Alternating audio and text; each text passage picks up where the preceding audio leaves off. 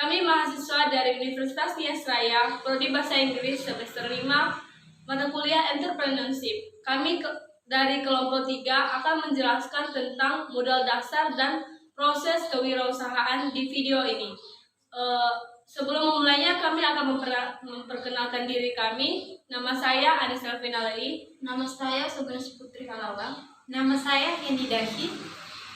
Baik, langsung saja dimulai dari Ines. Modal dasar dan proses kewirausahaan. Kewirausahaan adalah suatu sikap atau kemampuan seseorang untuk menciptakan sesuatu yang baru yang bernilai tinggi yang disertai dengan inovatif dan kreatif. Modal dasar kewirausahaan. Modal adalah uang pokok atau sesuatu yang dipakai untuk berniaga. Modal ini merupakan hal yang sangat vital yang diperlukan dalam memulai bisnis ataupun perusahaan. Tanpa modal, bisnis ataupun perusahaan tidak akan berjalan sebagaimana mestinya. Namun dalam hal ini, modal dasar kewirausahaan tidak selalu identik dengan uang, barang, ataupun sesuatu yang berwujud. Namun modal dasar dalam kewirausahaan ini juga dapat berupa sesuatu yang tidak berwujud. Secara umum, modal dasar kewirausahaan dibagi atas 4 bagian. Yang pertama, modal kemauan, kedua, modal kemampuan, ketiga, modal pengetahuan, keempat, modal insani kewirausahaan. Pertama, modal kemauan. Kemauan adalah tekad, niat yang kuat atau motivasi yang tinggi. Tekad, niat, dan motivasi yang tinggi ini yaitu tahap pertama yang harus dimiliki oleh seseorang dalam berwirausaha. Tekad, niat, dan motivasi yang tinggi akan membuat seseorang bersungguh-sungguh untuk mencapai sesuatu yang diinginkan, terutama dalam berwirausaha. Kemudian, kedua yaitu modal kemampuan. Modal kemauan saja tidak cukup dalam berwirausaha, namun juga membutuhkan yang namanya kemampuan, di mana dalam berwirausaha akan mendapatkan beberapa rintangan dan tantangan. Dengan demikian, seseorang harus mampu dalam mengatasi hal tersebut. Ketiga, modal pengetahuan. Modal pengetahuan ini dapat berupa pengalaman atau pembelajaran yang diterima selama proses belajar. Adapun pengetahuan yang harus dimiliki oleh seorang wirausahaan yaitu pertama, pengetahuan tentang usaha apa yang akan dimasuki atau sesuatu yang akan dirintis. Kedua, pengetahuan tentang peran dan tanggung jawab. Ketiga, pengetahuan tentang manajemen dan organisasi bisnis. Keempat yaitu modal insani kewirausahaan. Modal insani kewirausahaan ini juga dibagi atas 4 bagian. Yang pertama, modal motivasi. Kedua, modal intelektual. Ketiga, modal motivasi. Baik, yang terakhir ada modal insani kewirausahaan.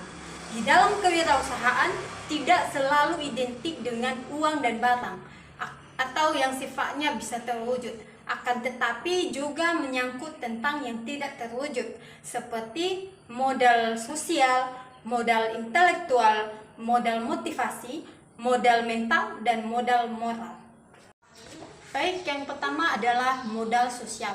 Modal sosial adalah serangkaian nilai norma-norma informal yang dimiliki bersama di antara para anggota suatu masyarakat yang terkait yang didasarkan oleh kepercayaan, norma, dan jaringan sosial. Kemudian ada modal intelektual. Modal intelektual adalah suatu istilah yang memiliki berbagai definisi dalam teori ekonomi yang berbeda-beda. Karenanya satu-satunya definisi yang netral adalah debat yang mengenai aktivitas terwujud ekonomi dan asumsi modal yang menciptakan kekayaan intelektual. Yang ketiga ada modal motivasi. Modal motivasi sangatlah berperan penting di dalam berwirausahaan. Karena kenapa? Modal motivasi ini mampu mengarahkan seorang pembisnis untuk lebih fokus lagi melakukan sesuatu yang membantu mereka untuk mencapai goals atau tujuan. Dan yang terakhir ada modal mental dan norma. Modal mental dan norma suatu bentuk keberanian di dalam berwirausaha yang dilandasi dengan keimanan dan ketakwaan. Baik, saya akan melanjutkan proses kewirausahaan. Dalam melakukan wirausaha, tentu saja kita akan melewati beberapa proses, atau kita akan memikirkan proses apa saja yang akan kita lewati jika kita membangun sebuah wirausaha. Dalam membangun sebuah wirausaha, kita akan melewati 4 tahap, yaitu yang pertama ada tahap memulai. Tahap memulai ini bisa dikatakan juga sebagai tahap perencanaan. Kita akan merencanakan bagaimana perusahaan kita atau konsep perusahaan yang akan kita buat ataupun wirausaha yang kita buat. Dalam hal ini kita akan memikirkan apakah memungkinkan jika kita melakukan atau membangun sebuah wirausaha baru. Dalam ini juga kita akan memikirkan akuisisi dan franchising-nya. FYI, akuisisi itu adalah pengambil alihan suatu perusahaan ke perusahaan lain. Namun perusahaan yang diambil alih ini memiliki hukum tertentu dan guna untuk membangun perusahaannya.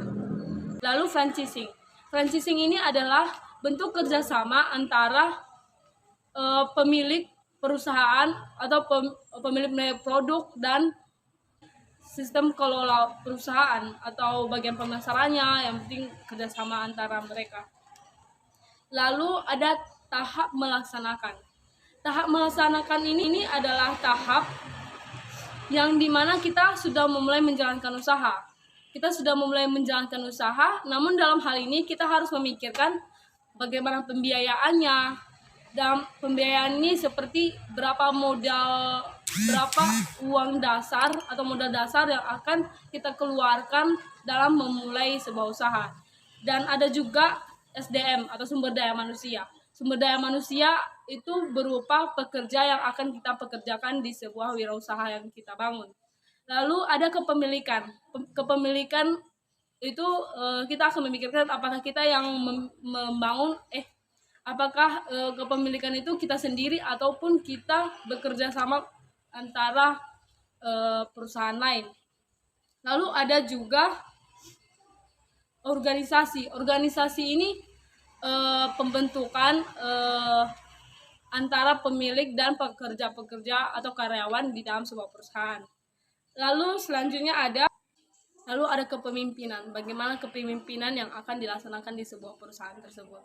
Dan di dalam melaksanakan ini juga kita sudah memikirkan apa risiko yang akan kita tanggung.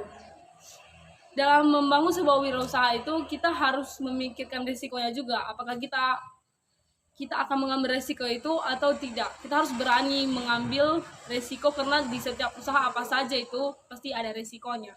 Lalu selain risiko kita juga mengambil keputusan bagaimana apakah kita akan tetap melaksanakan pelaksanaan atau bagaimana trik yang akan kita lakukan untuk mengembangkan atau membangun sebuah usaha kita tersebut. Lalu ada pemasaran. Pemasaran ini berupa tempat usaha yang dimana dia akan membuat perusahaannya dan sasaran pemasarannya juga. Siapa aja sasaran atau target pemasarannya. Dan yang terakhir melakukan evaluasi. Kita dalam melaksanakan wirausaha kita harus melakukan evaluasi untuk perkembangan wirausaha kita selanjutnya. Yang selanjutnya ada tahap ketiga, yaitu tahap mempertahankan. Tahap mempertahankan ini ketika pelaksanaan perusahaan kita ini sudah mulai berjalan dan kita harus mempertahankan perusahaan kita. Jangan sampai perusahaan kita tersebut sampai gulung tikar di tengah jalan atau cepat sekali berhentinya. Jadi kita harus memikirkan bagaimana cara mempertahankan perusahaan kita ini. Nah, ini dalam mempertahankan perusahaan ini diambil dari hasil evaluasi dari tahap pelaksanaan tadi.